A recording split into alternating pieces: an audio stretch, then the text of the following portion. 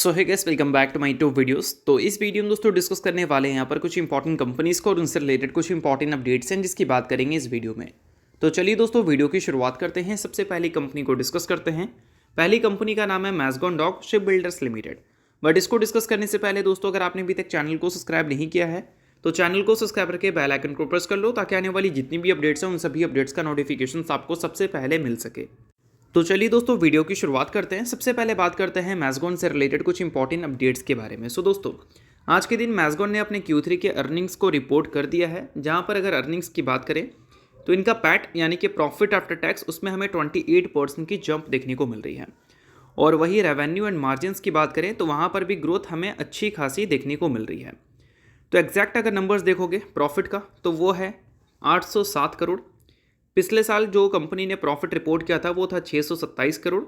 Market ने 668 करोड़ की उम्मीद की थी और ईयर ऑन ईयर बेसिस पे 4 से 5% की ग्रोथ की उम्मीद की थी। बट ग्रोथ इसने कितना दिखाया, 28.8%, यानी कि एक्सपेक्टेशन से काफ़ी ज़्यादा अच्छा। और वही अगर हम रेवेन्यू की बात करें तो 3144 करोड़ रेवेन्यू इसने रिपोर्ट किया। पिछले साल का जो रेवेन्यू था वो उससे 33.1% से बढ़कर आया।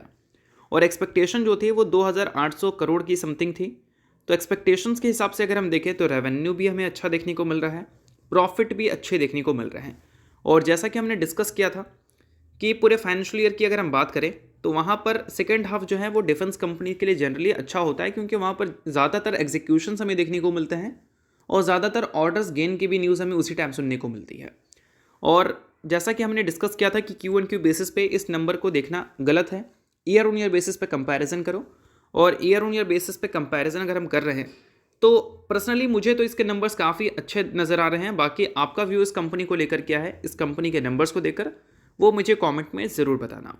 तो चलिए दोस्तों डिस्कस कर लेते हैं अगली कंपनी को, जिसका नाम है हैप्पीएस्ट माइंड टेक्नोलॉजीज लिमिटेड।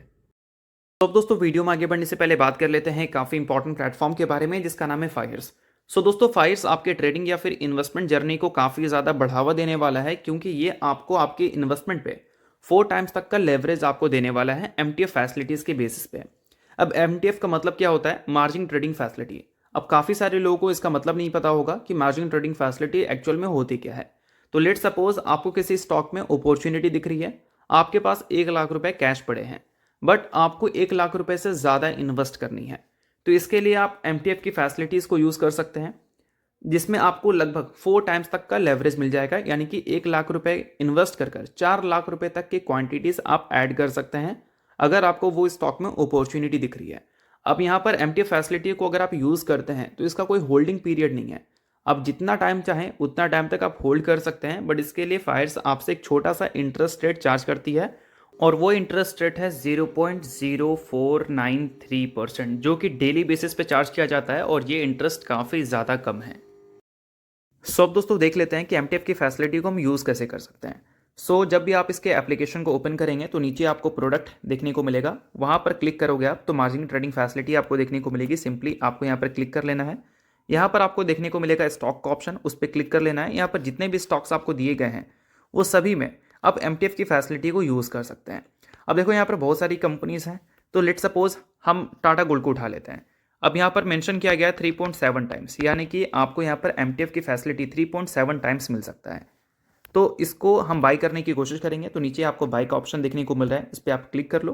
तो देखो इसका करेंट मार्केट प्राइस कितना है, 8 रुपीज़ 41 का है। बट MTF प्राइस की अगर हम बात करें तो वो आपको देखने को मिल रहा है 2 रुपये 27 का, यानी कि 3.7 टाइम्स इसका करेंट मार्केट प्राइस पे 2 रुपये 27 का पड़ रहा है।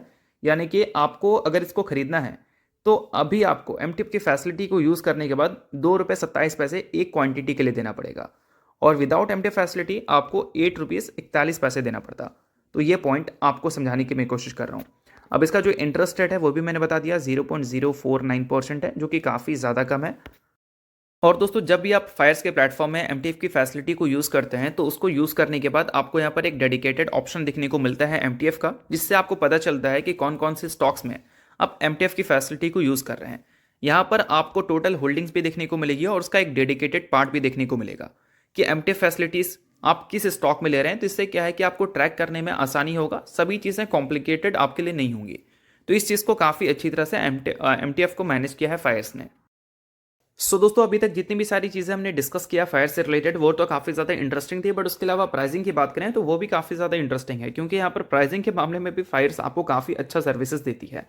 म्यूचुअल फंड एंड आईपीओ में अगर आप इन्वेस्ट करते हैं तो वहाँ पर कोई भी ब्रोकरेज देना नहीं पड़ता। इक्विटी फ्यूचर एंड ऑप्शंस में अगर आप ट्रेड या फिर इन्वेस्ट करते हैं तो वहाँ पर मैक्सिमम ब्रोकरेज आपका 20 रुपये का ही लगता है। उसके अलावा दोस्तों और भी जगह लाइक एएमसी में भी आपको कोई भी पैसा खर्चा नहीं करना पड़ता। Free AMC for life time आपको यहाँ पर देखने को मिलती है फायर्स के प्लेटफॉर्म में। उसके अलावा अगर आप मान लो चेक बाउंस करवा लेते हैं यहाँ पर तो उसमें भी कोई चार्जेस आपको देना नहीं पड़ता। जीरो अकाउंट ओपनिंग फी है, जीरो डीमेरिटलाइजेशन चार्जेस आपको यहाँ पर देखने को मिलते हैं। उसके अलावा अगर हम बात करें तो जीरो पेमेंट गेटवे चार्जेस भी आपको देखने को मिलते हैं। तो ये सारी सर्विसेज अगर आपको लेना है फायर्स के प्लेटफॉर्म में तो लिंक आपको डिस्क्रिप्शन में दिख जाएगा। लिंक के थ्रू जाकर फायर्स के प्लेटफॉर्म में आप अपना डीमैट अकाउंट आज ही खुलवा सकते हैं। दोस्तों कोई भी डिनाई नहीं कर सकता कि अभी हैप्पीएस्ट माइंड ने रिसेंटली अपने Q3 की जो अर्निंग्स रिपोर्ट किए थे वो प्रॉफिट के मामले में कुछ और थे, रेवेन्यू के मामले में कुछ और थे। अगर इनके नेट प्रॉफिट की बात करें तो उसमें ईयर ऑन ईयर बेसिस पे हमें 16% की ड्रॉप देखने को मिली, और इसका सबसे बड़ा रीज़न था हायर फाइनेंस कॉस्ट, यानी कि फाइनेंस कॉस्ट में कंपनी को ज़्यादा खर्च करना पड़ा था। इस वजह से अल्टीमेटली कंपनी के मार्जिन्स हमें काफ़ी तेज़ी से ड्रॉप होते हुए नजर आए, और अच्छे रेवेन्यू के बावजूद भी कंपनी को profits year on year basis पे 16% कम दिखाना पड़ा। अब रेवेन्यू की बात करें इस Q3 में 27.5% से वो ग्रो हुआ है, और कंपेयर करें पिछले साल से तो काफ़ी अच्छे रेवेन्यू ग्रोथ हम इसको बोल सकते हैं। अब देखो दोस्तों, नोट करने वाली बात यहाँ पर यह है कि कंपनी ने जो खर्च किया है इस बार हायर फाइनेंस कॉस्ट का जो डेटा यहाँ पर मेंशन किया गया है उससे क्लियर हमें एक चीज़ पता चलता है कि ये जो चीज़ें हैं वो हर क्वार्टर में इम्पैक्ट डालती हुई नज़र नहीं आएंगी।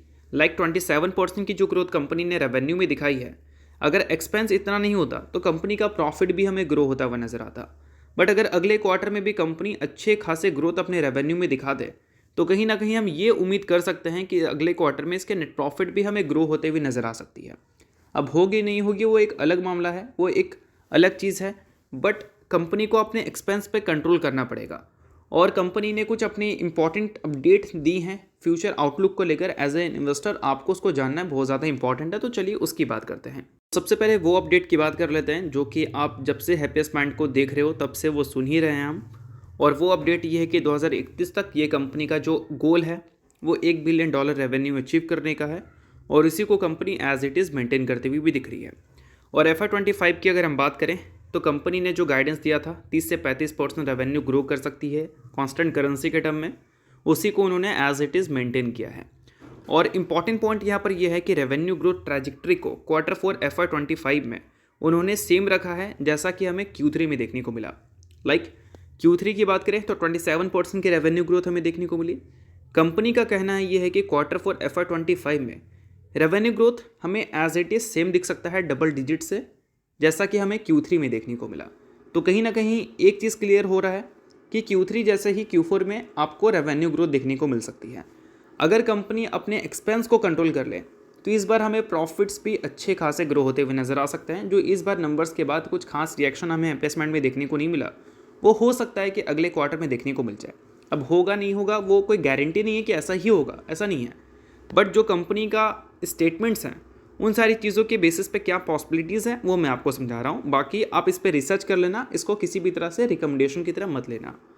और दोस्तों इसके अलावा कंपनी ने बताया है कि रिसेंटली कुछ एक्विजिशंस इसने किया था, गाफ्स का या फिर GAVS जो भी नाम है आप देख सकते हो, उससे सर्टेन रेवेन्यू कॉन्ट्रीब्यूशन आ सकता है Q4 में, यानी कि बोल सकते हैं Q4 में कुछ एक्विजिशन जो कंपनी ने पास्ट में की थी उससे थोड़ा सा कॉन्ट्रीब्यूशन दिख सकता है रेवेन्यू का, और ये एक अच्छी बात आप बोल सकते हैं अगर हम बिजनेस पॉइंट ऑफ व्यू से देखें। और Q4 की बात करें दोस्तों तो नॉर्थ अमेरिका से 3 से 4 डील्स भी कंपनी को मिलती हुई दिख सकती है। अभी उन सारी चीज़ों का एडवांस स्टेज पे बातें जो है वो चलती हुई नज़र आ रही हैं और फाइनलाइज हो सकती है Q4 में। और EBITDA मार्जिन कंपनी ने मेंटेन किया है 20 से 22% का, जो कि एक सही बात है अगर हम बात करें कंपनी के अपकमिंग क्वार्टर्स को लेकर या फिर इस पूरे फाइनेंशियल ईयर को लेकर। तो चलिए दोस्तों डिस्कस करते हैं अब अगली कंपनी को जिसका नाम है दीपक नाइट्राइट लिमिटेड। अब दीपक नाइट्राइट की बात करें तो पिछले कई टाइम से वैसी परफॉर्मेंस आपको दीपक नाइट्राइट में दिखी नहीं है जैसी परफॉर्मेंस हमें देखने को मिला करती थी। अब क्यों नहीं हो रहा है ऐसा परफॉर्मेंस? क्योंकि कंपनी के अर्निंग्स पहले बहुत मक्खन की तरह ग्रो होते हुए नजर आते थे, बट अब उसमें एक हेवी स्लोडाउन हमें देखने को मिल रहा है।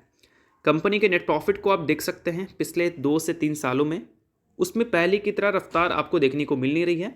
इनफैक्ट प्रॉफिट का जो CAGR है वो पिछले 3 साल का नेगेटिव है।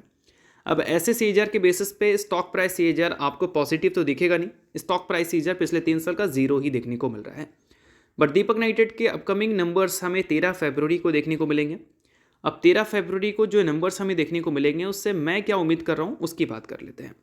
सो देखो दोस्तों, अभी अगर देखोगे तो काफ़ी सारी प्रॉब्लम्स है केमिकल सेक्टर में, तो इस बार तोड़फोड़ नंबर की उम्मीद मुझे तो नहीं लगता, बट मैं कुछ नंबर्स उम्मीद करता हूँ जो कि थोड़ा सा स्टॉक को जस्टिफाई करने के लिए इनफ है। अब ज़्यादा कुछ नहीं, ये पूरे फाइनेंशियल ईयर का बेस्ट नंबर आप रिपोर्ट कर दो, इनफ है। क्योंकि इस पूरे फाइनेंशियल ईयर का अब तक का बेस्ट नंबर, या फिर पिछले 5 क्वार्टर की बात करें तो अब तक का बेस्ट नंबर इसी फाइनेंशियल ईयर के Q1 में हमें देखने को मिला था।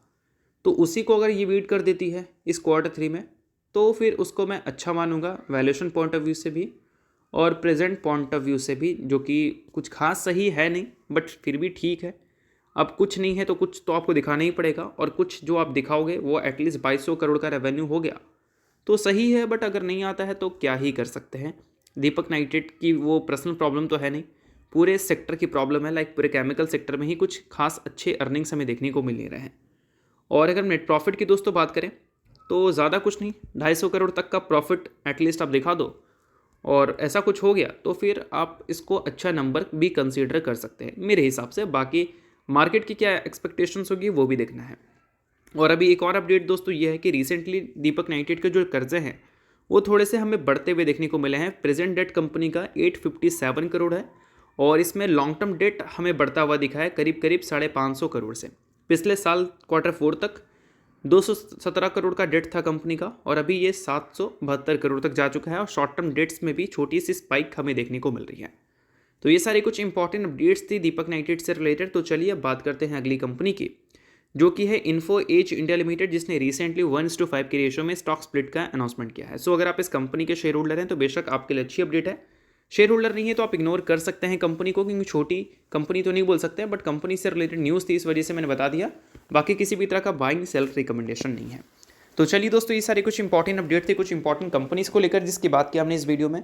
होप करता हूँ वीडियो आपको अच्छा लगा होगा, और चलो लाइक कीजिए, पहली बार सब्सक्राइब कीजिए। वीडियो देखने के लिए बहुत बहुत शुक्रिया।